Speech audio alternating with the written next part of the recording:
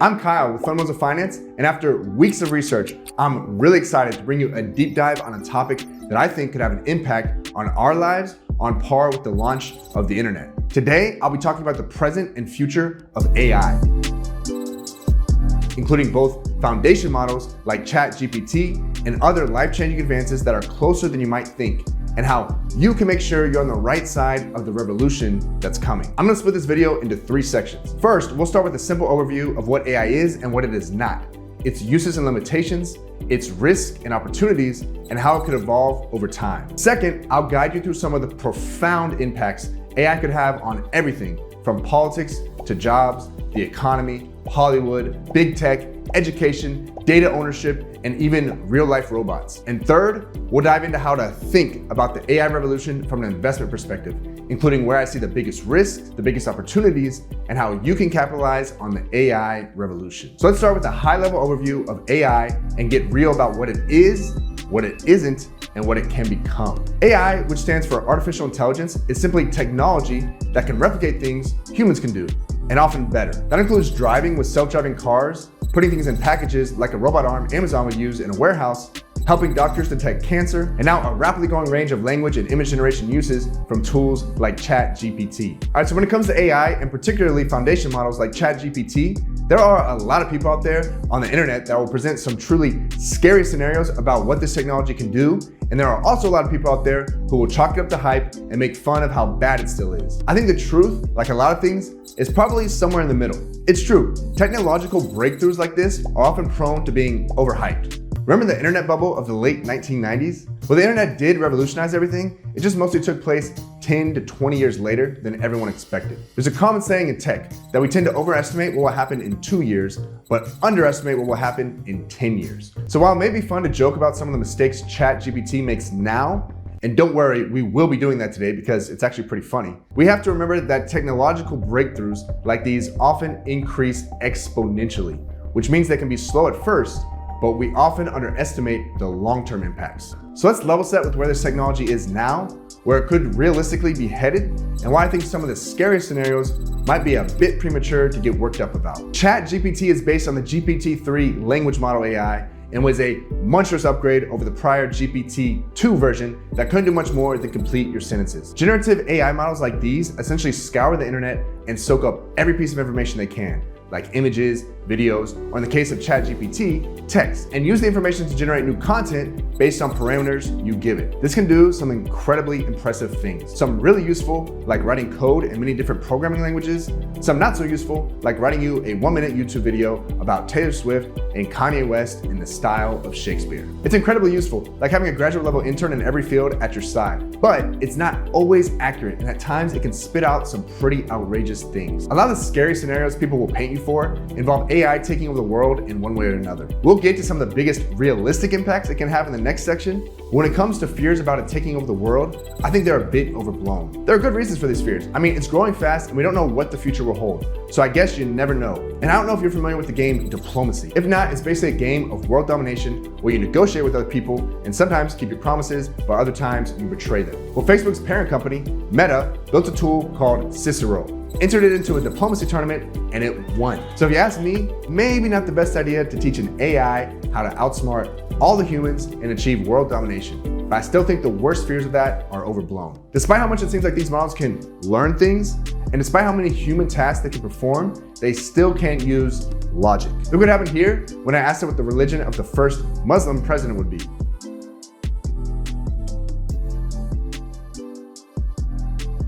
Time will tell, but I think a fundamental limitation that will always differentiate humans from machines is the ability to use logic. I might say a fundamental limitation of some of the women I've dated in the past has also been the inability to use logic.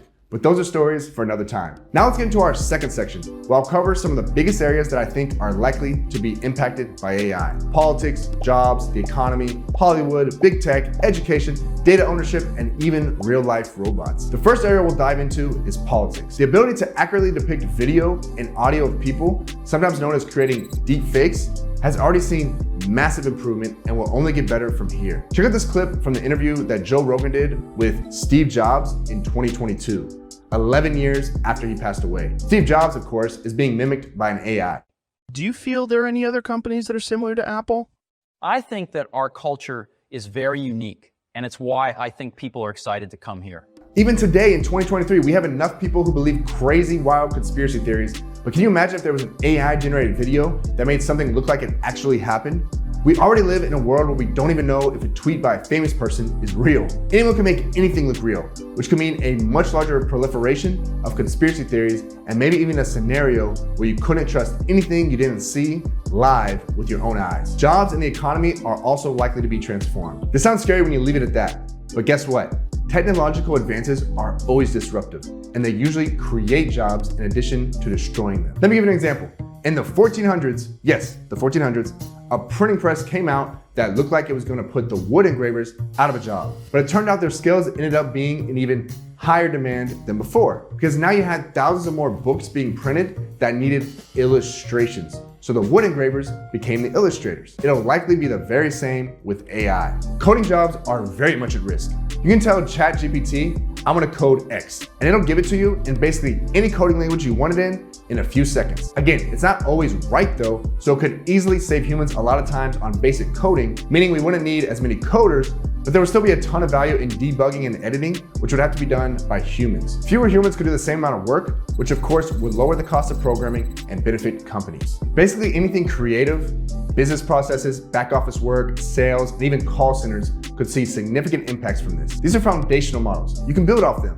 That means a company could essentially take this program, input all their call history, and train the AI to be the best sales or customer service people in the world, and then replace a significant amount of their low-end office jobs. The real question is, how many companies actually will do this? They could do it, but there's one problem. The machines aren't always accurate, and sometimes they say crazy things, so until the technology improves, it'll probably only be adopted in places where the company is okay with the risk that it'll be wrong sometimes, and might even say something offensive, either of which could lead to a scandal or a lawsuit. I think time will tell what the real impact is, but the possibilities are endless, and that certainly creates risk and opportunities for nearly every industry. As far as the overall economy is concerned, I think it's pretty clear that these achievements are going to be productivity enhancing, which would be a net positive for the economy, even if its impacts are negative for some people and some businesses. That's why you want to make sure you're on the right side of this. One area where I think the accuracy is less of an issue, making it even more vulnerable to disruption, is Hollywood. If you're telling the program to write you a fictional story,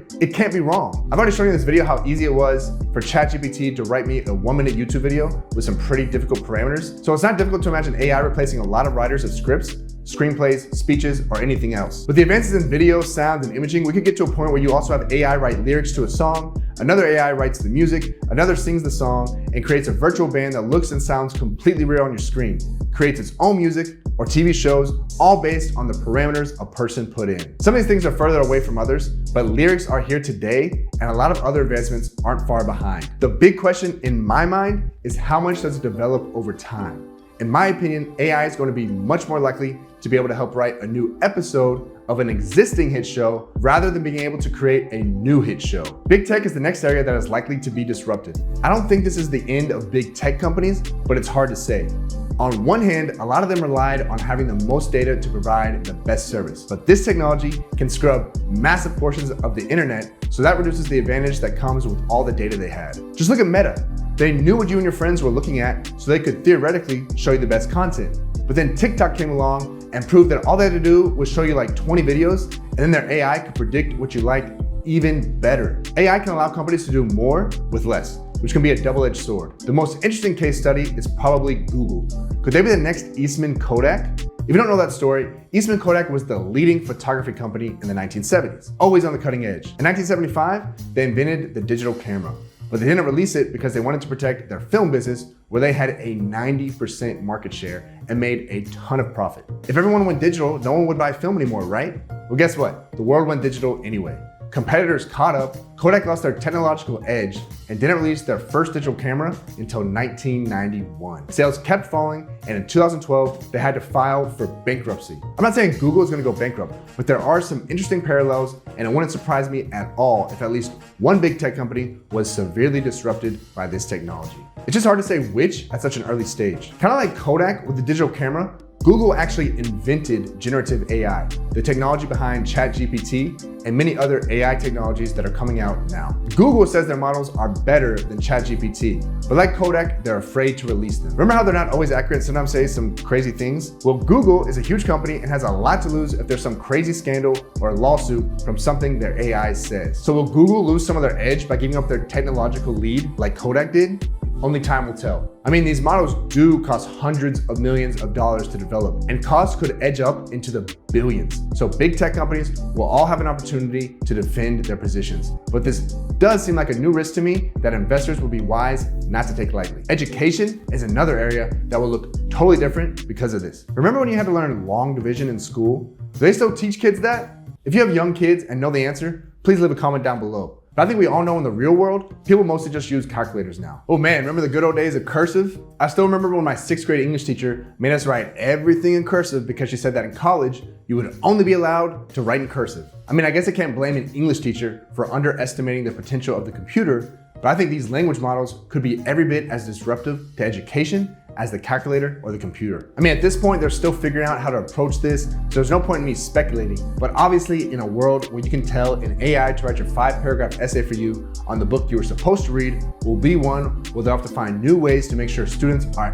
actually learning the skills that are being taught to them. And that brings up the question of data ownership. These models put out content that's not found anywhere else on the internet. They use all the things they've taken in from the internet, but when you tell ChatGPT to write you a story, it will be an original story. Whose original story is it though? Does ChatGPT own it? Do you own it? Some percentage of both? That's something they're gonna have to figure out, because if it writes a hit song or a hit movie that makes millions of dollars, who owns the content is gonna have a major impact on a lot of people, companies, and entire industries. The last impacted area we'll discuss is the one that's most exciting to me, which is the proliferation of real-world robots. I'm gonna talk about 4 kinds today: self-driving cars, factory automation, drones, and yes, the little R2-D2 and C-3PO type of robots that you've only ever seen in the movies. Self-driving cars have been advancing for years, and now both Google's Waymo and GM's Cruise are driving around regular people in robo-taxis without anyone in the driver's seat in Phoenix and San Francisco. And Waymo also just started in LA.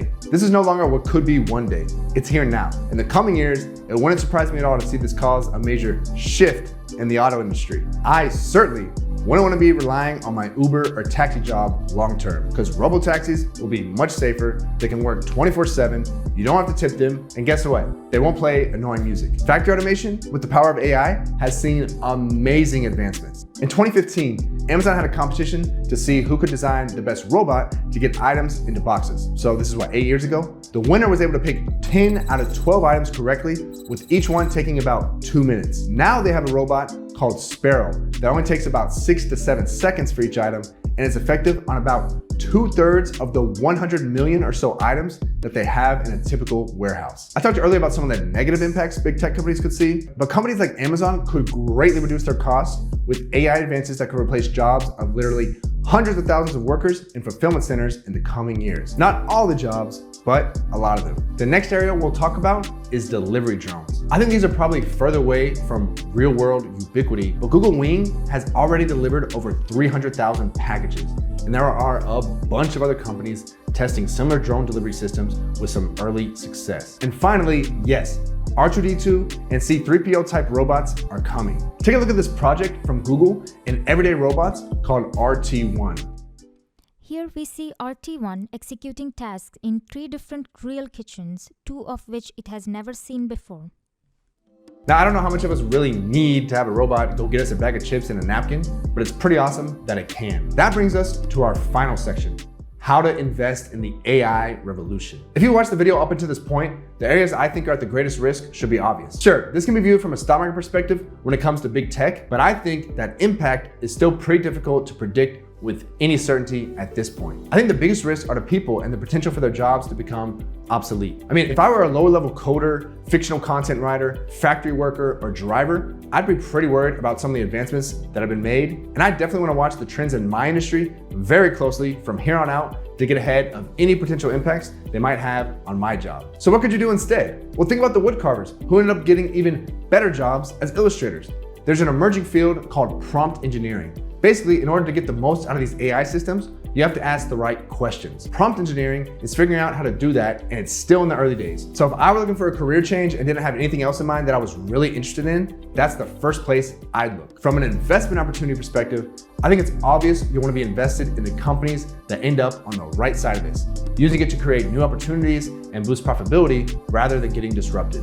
But at this stage, it's still pretty hard to tell who's who. My preference will be to focus on the smaller companies, those who are much more likely to be disruptors than disruptees. The nature of these foundation models is that the big companies build them, and then smaller companies can figure out how to use them and build things off of them. It's those companies that I think will have the most upside potential. Since I don't exactly have the time to research every little company, and I'm guessing you don't either, the best way I can think of to invest in them is to find a good active manager who will do that research for me, and a fund that focuses on small, innovative companies. One example of a fund like that is the Barron Discovery Fund, ticker BDFFX, which focuses on high growth businesses that tend to be early in their life cycle.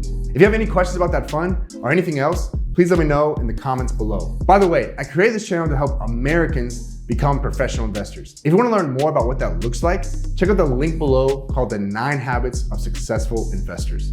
Thank you for watching, and I will see you in the next video.